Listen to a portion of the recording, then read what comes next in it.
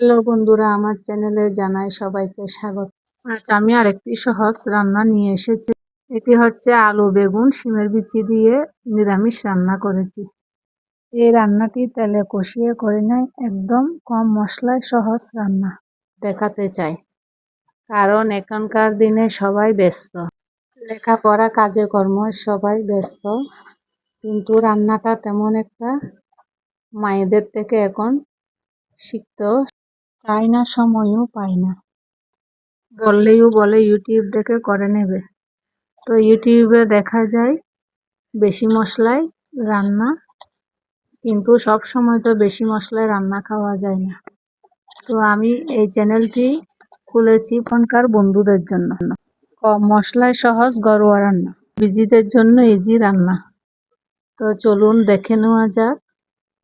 আমি প্রথমে নিয়ে নিয়েছি শিমের বিচি, বেগুন, আলু। এরপর দিয়ে দিয়েছি পানি দেওয়ার পর দিয়ে দিয়েছি হলুদ দিয়ে কালার হয়েছে কিনা দেখব।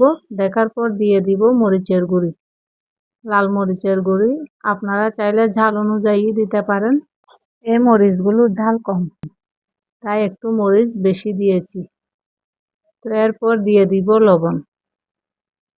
এই উপকরণগুলো দিয়ে ঢাকনা দিয়ে চুলার উপর বসিয়ে দিব। 10-15 মিনিট পর ঢাকনা উল্টিয়ে দেখে নেব বিচি আর তরকারিগুলো একটু নরম হয়ে আসছে কিনা। তো বন্ধুরা, নরম হয়ে আসলে এরপর দিয়ে দিব জিরা বাটা। আপনারা চাইলে গুঁড়িও ব্যবহার করতে পারেন। তো আমি জিরা বাটা দিয়েছি। এরপর দিয়ে দিব আদা বাটা অথবা আদা গ্রেট করা। তারপর দিয়ে দিয়েছি টমেটো, কাঁচামরিচ আর তেজপাতা। এগুলো দিয়ে কয়েক মিনিট রান্না করতে হবে, 1-2 মিনিট রান্না করতে হবে। রান্না করার পর দিয়ে দিব তেলে। আমি চাইলে প্রথমে মশলা একসাথে দিয়ে দিতে পারতাম, কারণ মশলা একসাথে দিলে তরকারি স্বাদ হবে না। তাই ফুটে ওঠার পর আমি মশলাগুলো দিয়েছি। তো বন্ধুরা, তেলে দিতে হবে। তেলে দেওয়ারও একটা নিয়ম আছে। নিরামিষ তরকারি তেল কিভাবে দিলে স্বাদ হয়, সুগন্ধি বের হয়, ওইটাও জানতে হয়। তো আমি প্রথমে তেল দিয়ে দিয়েছি। তেল দেওয়ার পর দিয়ে দিয়েছি মেথি, কালো জিরা আর মিঠা জিরা একসাথে।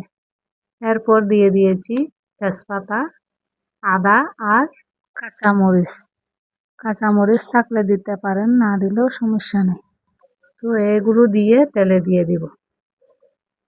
এভাবে তেলে দিয়ে এখন নামিয়ে নিব। তো আপনারা চাইলে ধনেপাতাও দিতে পারেন তেলে দেওয়ার পর। তো আমি এখানে একটি ঘরের তৈরি মশলা ব্যবহার করেছি। এই মশলাটি দিয়ে দিয়েছি।